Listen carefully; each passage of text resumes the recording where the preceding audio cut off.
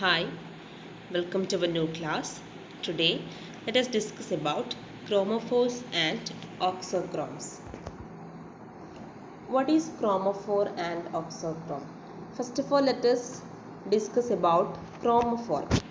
Chromophore is the part of the molecule responsible for the color in any compound.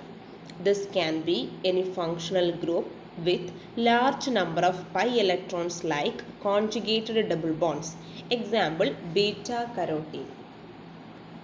എന്താണ് ഒരു ക്രോമോഫോർ എന്ന് പറഞ്ഞാൽ ഒരു മോളിക്യൂളിൽ കളർ ഉണ്ടാവാൻ റെസ്പോൺസിബിൾ ആയ ആ മോളിക്യൂളിൻ്റെ പാർട്ടിനെയാണ് എന്ത് പറഞ്ഞത് ക്രോമോഫോർ എന്ന് പറഞ്ഞത്.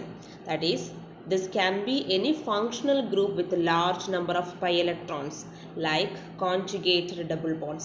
Conjugated double bonds means alternating double bonds. Double bonds ഇങ്ങനെ ആൾട്ടർനേറ്റീവ് ആയിട്ട് ഡബിൾ ബോൺസ് ഉണ്ടാവുന്നതിനാണ് എന്ത് പറഞ്ഞത് കോൺജുഗേറ്റഡ് ഡബിൾ ബോൺസ് എന്ന് പറഞ്ഞത്.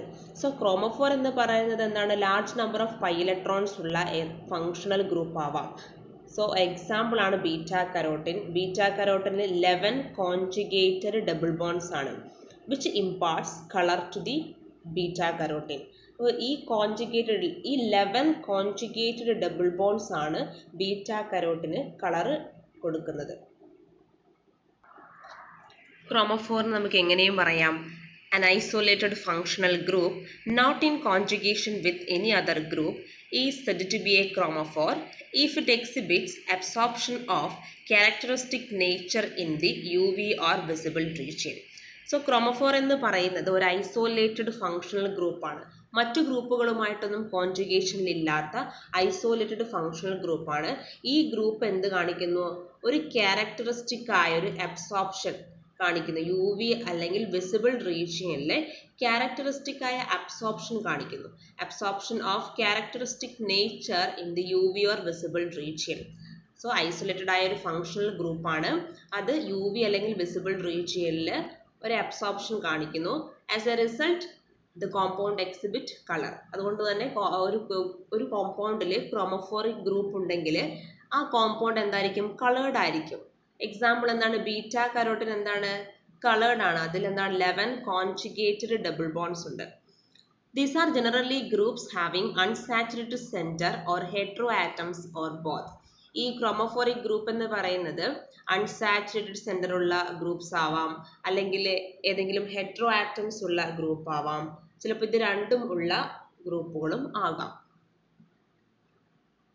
ക്രോമോഫോർസിന് എക്സാമ്പിൾ ആണ് group such as C double bond C, then C triple bond C, C double bond O, COOH, NO2 group, N double bond N group, then C triple bond N group. ഇതൊക്കെ എന്താണ് ക്രോമോഫോറിക് ഗ്രൂപ്പിന് example ആണ്. എന്ന് വെച്ചാൽ ഒരു മോളിക്യൂളിൽ ഈ പറഞ്ഞ ഗ്രൂപ്പുകളൊക്കെ present ആണെങ്കിൽ ആ മോളിക്യൂളിൽ എന്തുണ്ടാവാം കളർ ഉണ്ടാകാം. Exhibiting N to sigma star, pi to pi star or N to pi star transitions are examples for chromophores. അപ്പോൾ ഈ പറഞ്ഞിരിക്കുന്ന ഗ്രൂപ്പ്സുകളൊക്കെ കാണിക്കുന്ന ട്രാൻസിഷൻസ് എന്ന് പറയുന്നത് ഏതൊക്കെയാണ് എൻ ടു സിഗ്മ സ്റ്റാർ ഉണ്ട്, പൈ ടു പൈ സ്റ്റാർ അല്ലെങ്കിൽ എൻ ടു പൈ സ്റ്റാർ. ഈ ട്രാൻസിഷൻസ് ഒക്കെ എക്സിബിറ്റ് ചെയ്യുന്ന ഗ്രൂപ്പ്സ് ആണ് ഇത് ക്രോമോഫോർസ് എന്ന് പറയുന്നത്. എക്സാമ്പിൾ ആണ് C double bond C, C triple bond C, C double bond O, COOH, NO2 group, N double bond N group, C triple bond N group. എന്ന് വെച്ചാൽ എന്താണ് ഒരു കോമ്പൗണ്ടിൽ NO2 ഗ്രൂപ്പ് നൈട്രോ ഗ്രൂപ്പ് ഉണ്ടെങ്കിൽ എന്താണ് ആ കോമ്പൗണ്ട് കളേർഡ് ആയിരിക്കും. Then double bond C double bond ഉള്ള ഗ്രൂപ്പും ട്രിപ്പിൾ ബോണ്ട് ഉള്ള ഗ്രൂപ്പൊക്കെ എന്താണ് അത് കളേർഡ് ആയിരിക്കും. Then C double bond group, then C triple bond N group. ഇതൊക്കെ എന്താണ് ക്രോമോഫോറിക് ഗ്രൂപ്പാണ്. ഇത് ഈ പറഞ്ഞിരിക്കുന്ന ഗ്രൂപ്പുകൾ ഒരു കോമ്പൗണ്ടിൽ ഉണ്ടെങ്കിൽ അത് കളേർഡ് ആയിരിക്കും. ദെൻ എന്താണ് ഓക്സോക്രോം? Auxochrome is the part of the molecule responsible for the intensity of color in any compound. These are functional groups with lone pairs of electrons or non-bonding electrons. Please note that auxochrome by themselves cannot impart color to any compound, but they can only increase the intensity of color. Example, OH group in paranitrophenol. So എന്താണ് ഒരു ഓക്സോക്രോം? ഓക്സോക്രോം എന്ന് പറയുന്നത് ഒരു മോളിക്യൂളിലെ പാർട്ടാണ്. അതെന്ത് ചെയ്യുന്നു അതൊരു കോമ്പൗണ്ടിലെ കളറിൻ്റെ ഇൻറ്റൻസിറ്റി ഇൻക്രീസ് ചെയ്യാൻ സഹായിക്കുന്നു. അതായത് ഒരു കോമ്പൗണ്ട് കളേർഡ് ആണെങ്കിൽ അതിൻ്റെ ഇൻറ്റൻസിറ്റി ഇൻക്രീസ് ചെയ്യും. ഇഫ് ദർ ഇസ് എ ഓക്സോക്രോം, അതായത് ഒരു കോമ്പൗണ്ടിൽ ഓക്സോക്രോം ഗ്രൂപ്പുകൾ ഉണ്ടെങ്കിൽ ആ കോമ്പൗണ്ടിൻ്റെ കളറിൻ്റെ ഇൻറ്റൻസിറ്റി എന്ത് ചെയ്യും? ഇൻക്രീസ് ചെയ്യും. So these are functional groups with lone pairs of electrons or non bonding electrons. Auxochrome എന്ന് പറയുന്നത് ഫങ്ഷണൽ ഗ്രൂപ്പ്സ് ആണ്. ഈ ഫങ്ഷണൽ ഗ്രൂപ്പ്സിൽ എന്തുണ്ടാവാം? ലോൺ പെയേഴ്സ് ഓഫ് ഇലക്ട്രോൺസ് അല്ലെങ്കിൽ നോൺ ബോണ്ടിങ് ആയ ഇലക്ട്രോൺസ് ഉള്ള ഫങ്ഷണൽ ഗ്രൂപ്പിനെയാണ് എന്ത് പറയുന്നത്? ഓക്സോക്രോം എന്ന് പറയുന്നത്. നോൺ ബോണ്ടിങ് ആയ ഇലക്ട്രോൺസോ അല്ലെങ്കിൽ ലോൺ പെയേഴ്സ് ഓഫ് ഇലക്ട്രോൺസോ പ്രസന്റ് ആയിട്ടുള്ള ഫങ്ഷണൽ ഗ്രൂപ്പിനെയാണ് എന്ത് പറയുന്നത്? ഓക്സോക്രോം എന്ന് പറയുന്നത്. Please note that oxochrome by themselves cannot impart color to any compound, but they can only increase the intensity of color. So നമ്മൾ ഇവിടെ ശ്രദ്ധിക്കേണ്ട ഒരു കാര്യം എന്ന് പറയുന്നത്, ഒരു കോമ്പൗണ്ടിൽ ഓക്സോക്രോം ഉണ്ടെങ്കിൽ, ഓക്സോക്രോമിക് ആയ ഗ്രൂപ്പ് ഉണ്ടെങ്കിൽ അത് എന്ത് ചെയ്യില്ല? ആ കോമ്പൗണ്ടിന് കളർ കൊടുക്കില്ല. പക്ഷേ എന്താണ്, ഒരു ഓൾറെഡി കളേർഡ് ആയ ഒരു കോമ്പൗണ്ടിലാണ് ഒരു ഓക്സോക്രോം പ്രസന്റ് ആയിട്ടുള്ളതെങ്കിൽ ആ കോമ്പൗണ്ടിന്റെ കളറിന്റെ ഇന്റൻസിറ്റി കൂടും. ഈ ഓക്സോക്രോമിന് എന്ത് ചെയ്യാനേ പറ്റുള്ളൂ? കളറിന്റെ ഇന്റൻസിറ്റി കൂട്ടാനേ സാധിക്കുള്ളൂ. സോ അവരെന്ത് ചെയ്യുന്നില്ല? അവർ സ്വയം കളറ് തരുന്നില്ല. എന്ന് വെച്ചാൽ ഒരു കോമ്പൗണ്ടിൽ ഓക്സോക്രോം ഗ്രൂപ്പ് ഉണ്ടെങ്കിൽ ആ കോമ്പൗണ്ട് കളേർഡ് ആയിരിക്കില്ല. എന്നാൽ അത് ഓൾറെഡി കളേർഡ് ആയ ഒരു കോമ്പൗണ്ട് ആണ്. അതായത് അതിൽ കളേർഡ് ആണെങ്കിൽ ആര് വേണം? ക്രോമോഫോർ വേണം. സോ ഒരു ക്രോമോഫോർ ഉള്ള ഒരു കോമ്പൗണ്ടിൽ ഓക്സോക്രോം ഗ്രൂപ്പ് വരികയാണെങ്കിൽ ആ കോമ്പൗണ്ടിന്റെ കളറിന്റെ ഇന്റൻസിറ്റി എന്ത് ചെയ്യും? ഇൻക്രീസ് ചെയ്യും. മറിച്ച് ഒരു കോമ്പൗണ്ട് നമ്മൾ ഒരു ഓക്സോക്രോമിക് ഗ്രൂപ്പ് ഉണ്ടെങ്കിൽ അതിന് എന്ത് ചെയ്യാൻ പറ്റില്ല? ആ കോമ്പൗണ്ടിന് കളർ കൊടുക്കാൻ പറ്റില്ല. സോ കളർ കൊടുക്കണമെങ്കിൽ ആര് തന്നെ വേണം? ക്രോമോഫോർ ഗ്രൂപ്പ് തന്നെ വേണം. എക്സാമ്പിൾ ആണ് OH group in paranitrophenol. Auxochromes നമുക്ക് എങ്ങനെയും പറയാം, a functional group that does not show selective absorption above 200 nanometre on its own and thus is not a chromophore. When present along with a chromophore causes a shift of absorption to longer wavelength, causes increase in the intensity of absorption peak. എന്ന് വെച്ചാൽ ഈ ഓക്സോക്രോം എന്ന് പറയുന്നത് ഒരു functional ഗ്രൂപ്പാണ്. അതെന്താണ്? 200 നാനോമീറ്ററിലും മുകളിൽ reach ചെയ്യാൻ എന്ത് ചെയ്യുന്നില്ല? അബ്സോർപ്ഷൻ കാണിക്കുന്നില്ല.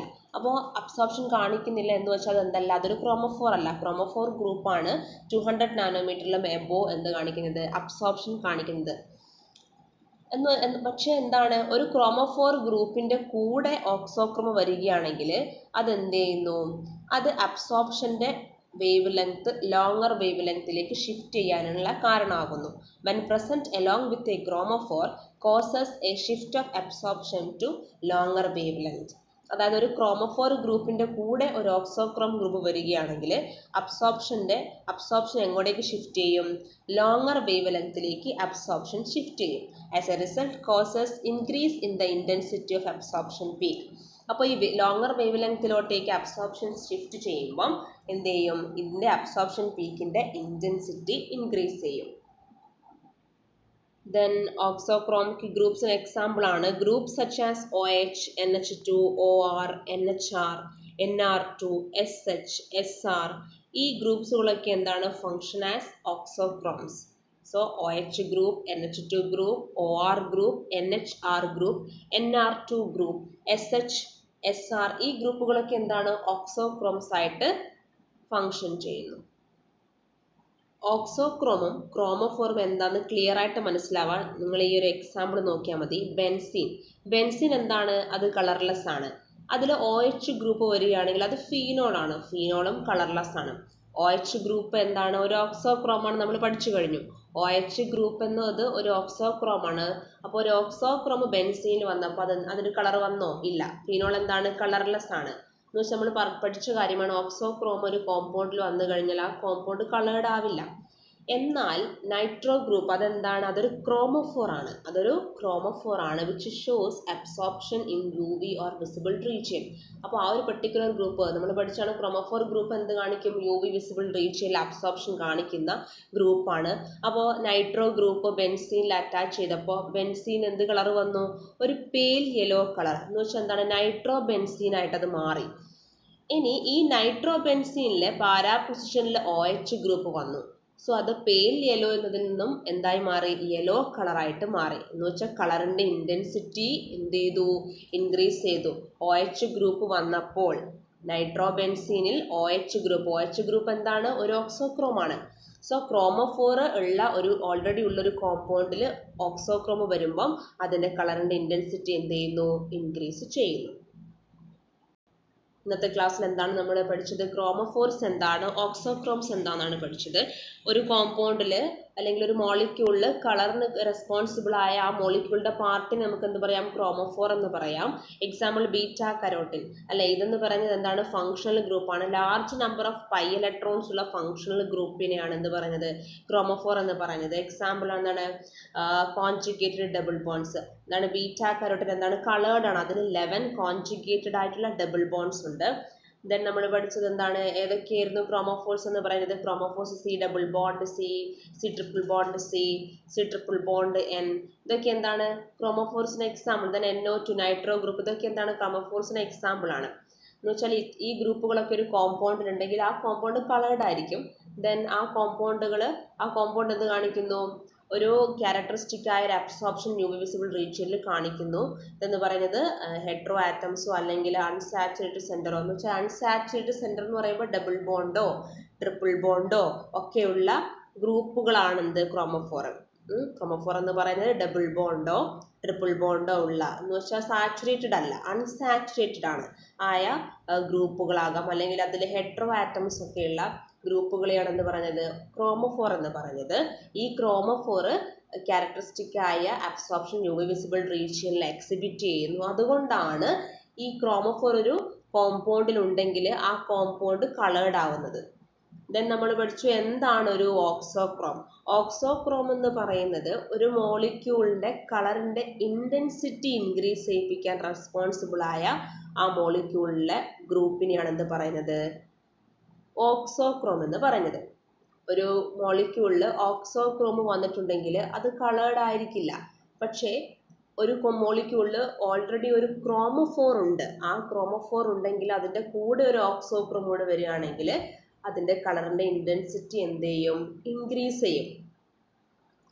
ദെൻ ഓക്സോക്രോമിന് എക്സാമ്പിൾസ് നമ്മൾ പറഞ്ഞ കാര്യം ഏതൊക്കെയായിരുന്നു? OH group, NH2 group, OR group, NHR group, NR2, SH, SR. ഇതൊക്കെ ഓക്സോക്രോംസിന് എക്സാമ്പിൾ ആണ്. ദെൻ ക്രോമോഫോറും ഓക്സോക്രോം എന്താണെന്ന് കറക്റ്റ് ആയിട്ട് മനസ്സിലാവാൻ നമ്മൾ എന്താ പറഞ്ഞത്? ബെൻസീൻ. ആ ബെൻസീൻ മോളിക്യൂൾ എന്താണ്? അത് കളറ് ഇല്ലാത്ത മോളിക്യൂളാണ്. അതിലൊരു OH ഗ്രൂപ്പ് വന്നപ്പോൾ എന്താണ്? അത് കളറാണോ? ഇല്ല, ഫിനോള്. അപ്പോൾ OH എന്ന് പറയുന്നത് ഒരു ഒരു ഓക്സോക്രോമാണ്. സോ ഒരു മോളിക്യൂളിൽ ഓക്സോക്രോം വന്നു കഴിഞ്ഞാൽ അതിന് സ്വയം കളർ കൊടുക്കാനുള്ള അബിലിറ്റി ഇല്ല. എന്നാൽ അതൊരു നൈട്രോ ഗ്രൂപ്പ് വന്നപ്പോൾ എന്താണ്? അത് പെയിൽ യെല്ലോ കളറായി. നൈട്രോ ഗ്രൂപ്പ് എന്ന് പറയുന്നത് അതൊരു ക്രോമോഫോർ ആണ്.